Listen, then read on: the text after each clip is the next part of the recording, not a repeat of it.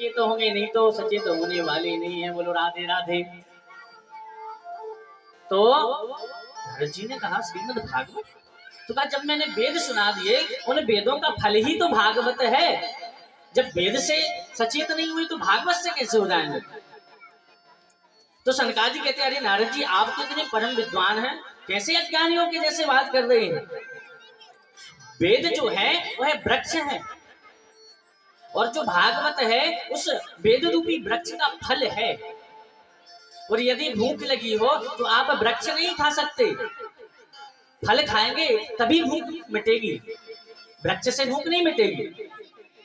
और अभी जो ज्ञान वैराग्य अचेत अवस्था में है, उनको भक्ति के रस का प्राप्त करना है, और भक्ति का रस जो है वह भागवत के फल में है। इसलिए भागवत के फल को आप उनको श्रवण कराइए। दुका कहा तो गंगा द्वार समीपे तू तटमानंद नाम लो, गंगा के द्वार पर हम खड़े हैं, यही आगे चलिए आनंद नाम का तट है, अपनी भागवत सुनाइए। तो कहा ठीक है, फिर आप ही संकल्प ले लो और आप ही वक्ता बन जाओ। तो आज चारों ऋषियों को नारद जी ने वर्णित करके वक्ता बना दिया है।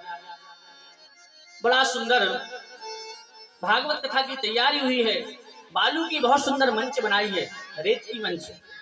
पहले टेंट तो चलता नहीं था, तो बड़ी सुंदर लोगों ने बालू को बड़ी ऊंची इकट्ठी करी और उस पर बढ़िया मंच बनाया। उस पर चारों वक्ता सनक सनंदन सनातन सनत कुमार चारों वक्ता विराजमान है। और नारद जी ने सारे ऋषि मुनि संतों को संदेश दे दिया कि मैं आनंद नाम के तट पर भागवत की कथा करा रहा हूं, आप सब पधारिए। और वहां पर कहते हैं तत्रैव गंगा यमुना त्रिवेणी गोदावरी सिंधु सरस्वती चा, जहां पर भागवत की कथा होती है, गंगा यमुना सरस्वती चारों धाम भगवान स्वयं ठाकुर जी वहां निवास करते हैं 7 दिन तक।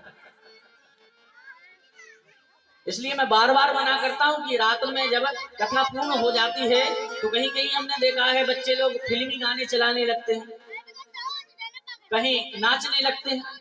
कई कथाओं में देखा है हमने, रात में फिल्मी गाना चलाएंगे, कहीं लड़कियां नाचेंगी कहीं लड़के नाचेंगे। अरे आप समझ क्या रहे हैं इस भागवत को? साक्षात ठाकुर जी विराजमान है और भगवान की सामने मर्यादा में रहना चाहिए। जैसे स्त्री अपने ससुर के लिए मर्यादा करती है, अपने पति के लिए मर्यादा करती है, और उस जगतपति के लिए हम निर्लज्जों की समान उसके सामने नाचने लगते हैं। कथा में उत्सव हो बात अलग है, लेकिन फिल्मी गाना चला करके यदि हम रात्रि में नृत्य करें तो यह कथा का कोई अच्छा संदेश है? इससे क्या प्राप्त होगा आपको? और मेरा कथा करना भी धिक्कार हो जाएगा। मैं क्यों अपना समय बर्बाद कर रहा हूं फिर, यदि ऐसा ही हो रहा है तो?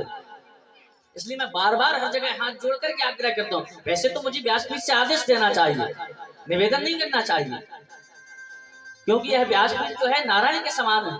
परंतु फिर भी मैं आपसे आग्रह करता हूं कि कहीं भी किसी भी व्यक्ति की यहाँ कथा हो, मर्यादित कथा होनी चाहिए, जब उसका फल प्राप्त होता है। और यदि नृत्य गाने ही करना है तो इस कथा पंडाल की क्या आवश्यकता है?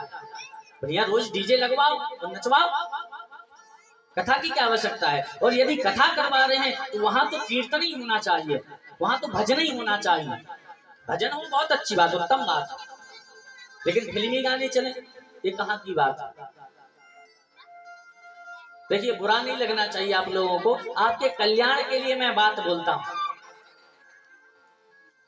मैं कोई आपका बैरी नहीं हूं, लेकिन मैं चाहता हूं कि मेरी कथा में जो श्रोता आए उसको कुछ प्राप्त हो, उसको कहीं ना कहीं कुछ भी मिले।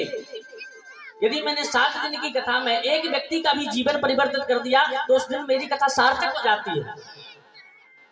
और मैं ठाकुर जी से यही आग्रह करता हूं कि हे ठाकुर जी, जब जब मैं जहां जहां कथा करने जाऊं, हाथ जोड़कर निवेदन, एक व्यक्ति को जरूर सुनाव देना, ताकि मुझे लगे कि मैंने आपकी जो कथा है उसको अच्छे से सुनाने का प्रयास किया।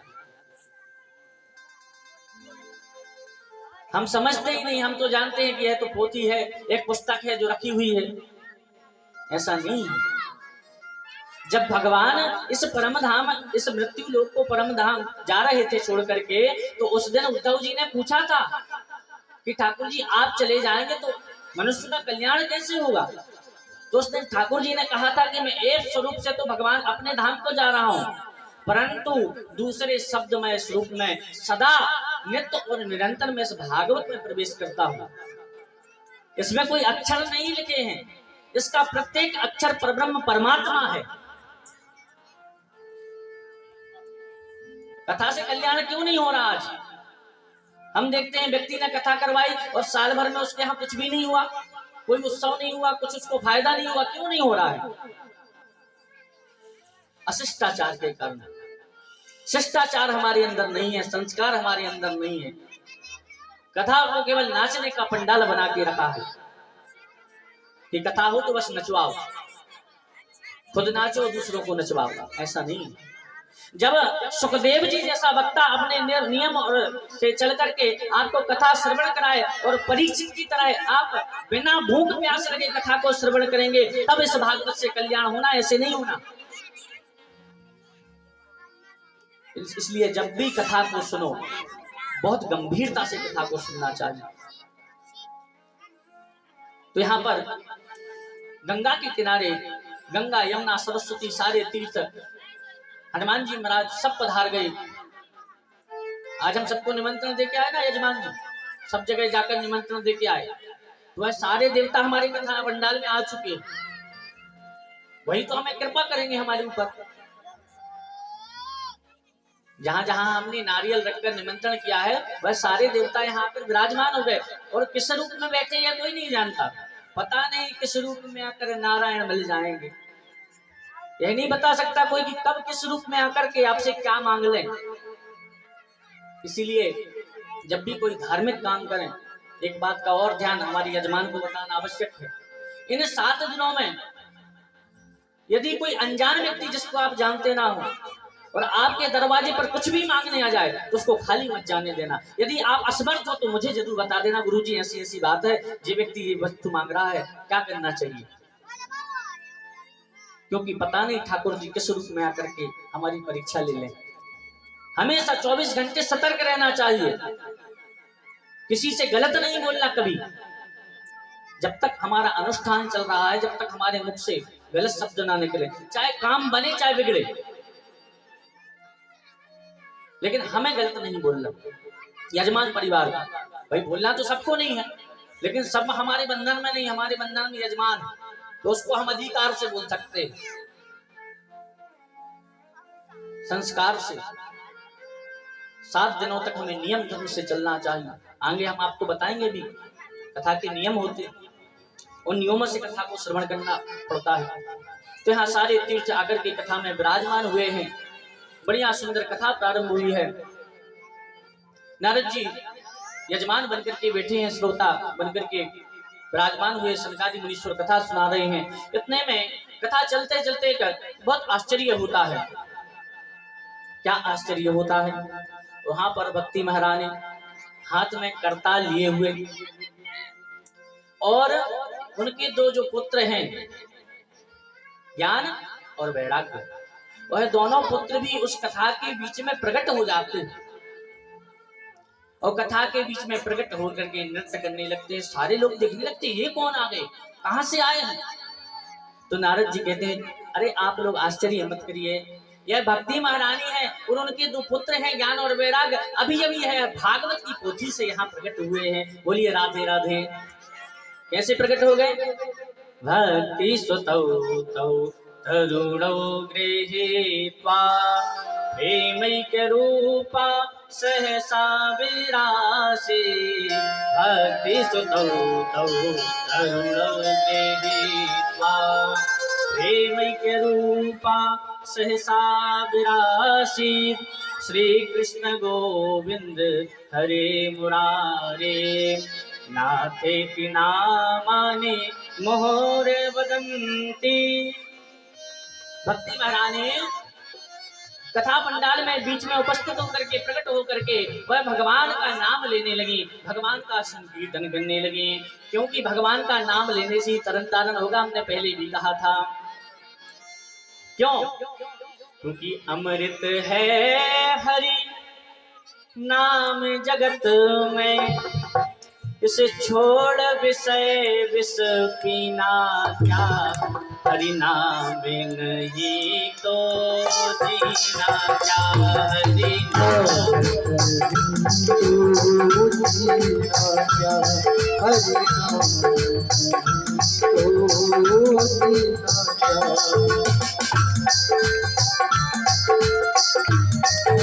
तालियों के साथ सहयोग करते हुए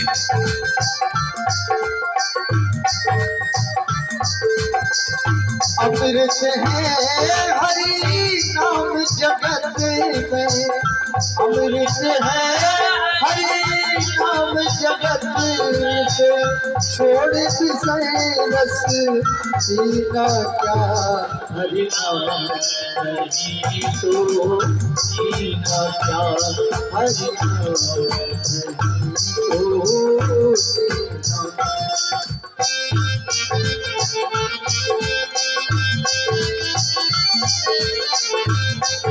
और वृंदावन में हरि लाल की।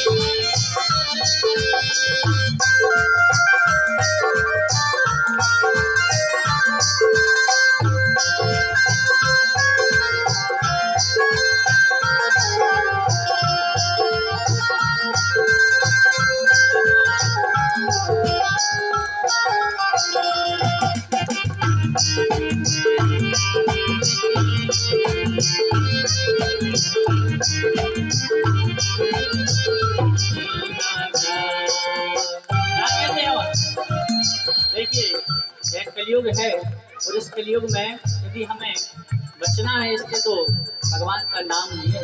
बार बार हम आपको कह रहे काल सदा अपने रस डोले, ना जाने कब सिर चढ़ बोले। काल सदा अपने रस डोले, ना जाने कब सर चढ़ बोले, ना जाने कब सर चढ़ ना जाने कब सर चढ़ बोले। और क्या कहते हैं हरि का नाम जपो निस्वासर, हरि का नाम जपो निस्वासर, हरि का नाम जपो निस्वासर, हरि का नाम जपो निस्वासर, इसमें बरस महीना क्या, हरि नाम नहीं तो जीना क्या, हरि नाम तो जीना क्या, हरि नाम नहीं तो जीना क्या।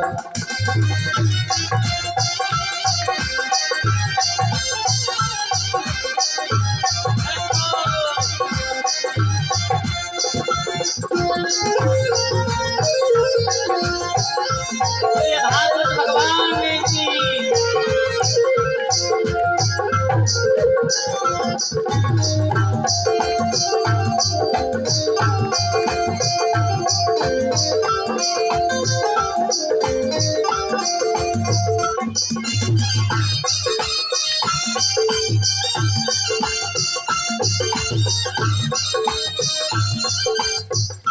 और क्या कह रहे देखिए बड़ा सुंदर अंतरा है, ध्यान से सुनिए उसको जीवन में भी उतारना है।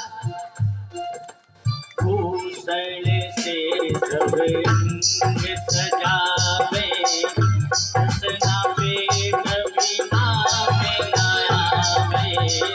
भूषण से सब अंग सजावे, रसना पर हरि नाम गावे, रचना पर कभी नाम न आवे। रसना पर कभी नाम गावे। क्या कह रहे हैं? दिन रात हम अपने अंग प्रत्यंगों को सजाते हैं, क्रीम पाउडर आदि दिन रात लगाते रहते हैं, लेकिन भगवान ने जो हमें अंग दिए हैं सुंदर लगने के लिए, बोलने के लिए, उस वाणी पर भगवान का नाम कभी नहीं आता। 100 पूरे पूरे करेंगे, बुराई पूरी पूरी होती है लेकिन नाम कभी नहीं आता। और क्या कहते हैं देह पड़ी रह जाएगी यहीं, देह पड़ी रह जाएगी यहीं, देह पड़ी रह जाएगी यहीं, देह पड़ी रह जाएगी यहीं, कुंडल और नगीना जा हरिना में कहीं तो जीना तो जीना जा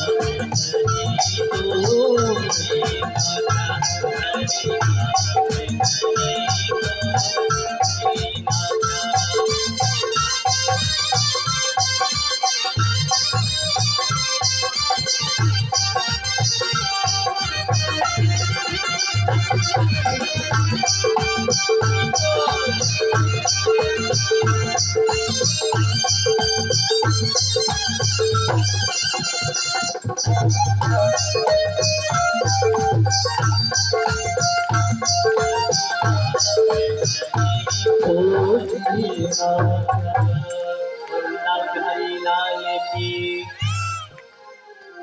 इस संसार में भगवान का नाम हमारी रचना पर नित्य होना चाहिए, निरंतर होना चाहिए।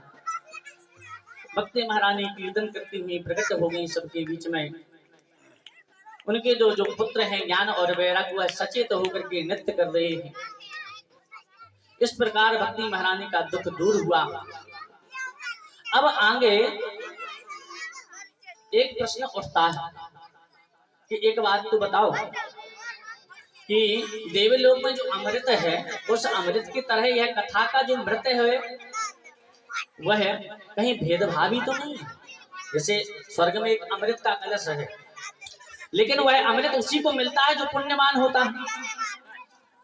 तो वहां प्रश्न किया कि एक बात तो और बताओ, यह जो भागवत का रसामृत है, यह जो अमृत है, यह केवल पुण्यात्माओं को तो नहीं मिलता? अरे कहा नहीं, बड़े से बड़े पापी जिसने जीवन में नित्य और निरंतर पाप किए हो, ऐसे पापी का भी तरन तारण हो जाता है। अच्छा, तो इतिहास कहा? तो देखिए कथा का समय हो गया है, इसलिए यह कथा लंबी हो जाएगी, आगे हम बढ़ाएंगे। आज की हम कथा को यहीं विश्राम करेंगे। कल हम गौकर्ण और धुंधकारी की कथा को श्रवण करेंगे। समय से आप करेक्ट 2 बजे कथा पंडाल में उपस्थित हो जाएंगे। देखिए आप नहीं आते तो मैं आके क्या करूंगा, किसको सुनाऊंगा मैं कथा? और आप लोग बड़े अच्छे श्रोता हैं। केवलारी में जितने अच्छे श्रोता हमें मिले हैं उतने आज तक नहीं मिले, सच बता रहा हूं। बड़ी प्यारी कथा आप लोग सुनते हैं। आज जनसंख्या कम है तो एक और नियम लो, यहाँ से जो व्यक्ति जाएगा वह कल 2 को साथ में लेकर आएगा, अकेले नहीं आएगा। यहाँ का जो कथा पंडाल है वह भरा होना चाहिए। भाई हमने आपकी बहुत बड़ाई की वहां पनारी में जाकर के, केवलारी में देखो कितने बड़े भक्त हैं, कितने धर्मात्मा लोग हैं। और यदि धोखे से कोई निकल गया रास्ते पर से तो मैं झूठा नहीं हो जाऊंगा, गुरुजी झूठ बोल रहे थे। कथा पंडाल में 10-20 लोग तो थे ही, बड़े धर्मात्मा कहाँ से हो गए? इतने तो हर कथा में होते हैं, इसलिए ऐसा नहीं लगना चाहिए। आइए हम कुछ भगवान नाम संकीर्तन करें, उसके बाद में